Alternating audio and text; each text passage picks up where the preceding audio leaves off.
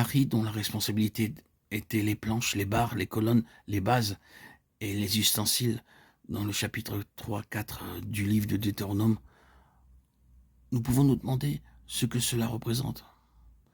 Il me semble que c'est lié d'une manière plus directe aux saints eux-mêmes. Les planches en elles-mêmes parlent des croyants.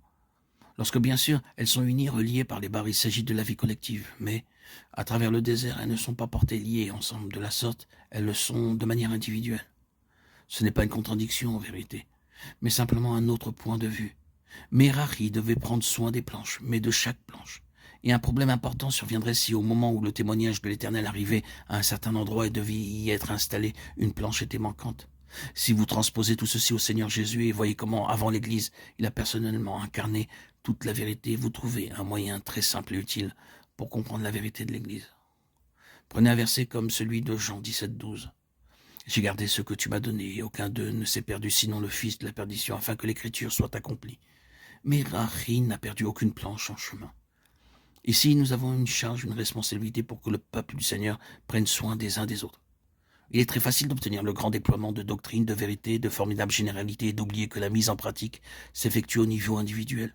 Il faut prendre soin de chaque membre individuellement, de sorte que ce que chacun représente pour le Seigneur ne soit pas perdu.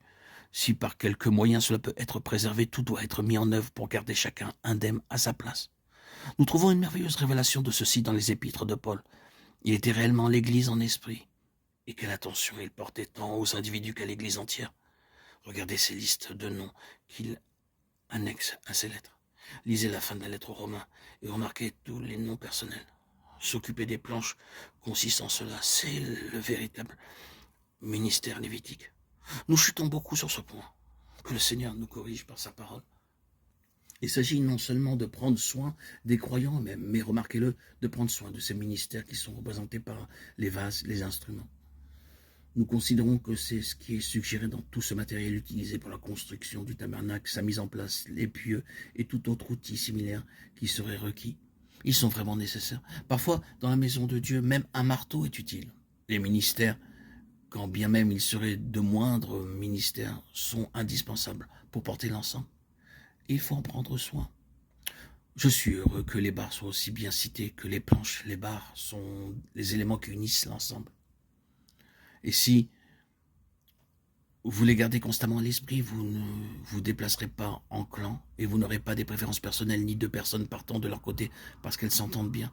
Nous devons nous rappeler que dans le corps de Christ, il n'y a rien de semblable au clan, rien qui relève juste d'une préférence humaine, mais que tous les membres sont assemblés dans une unité. C'est une responsabilité. Combien de dommages ont été causés en raison des préférences, des affinités humaines qui prennent place parmi le peuple de Dieu. Il doit y avoir une attention individuelle, il doit y avoir un soin apporté aux barres, toutes maintenues ensemble.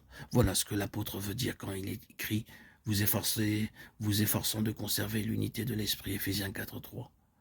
Nous ne maintiendrons jamais l'unité du Saint-Esprit en prenant parti pour une personne contre une autre. Nous pouvons penser que nous prenons soin de telle personne. Oh, mais qu'en est-il de l'autre? Les barres seront correctives, elles maintiendront l'équilibre et tiendront compte de chaque membre.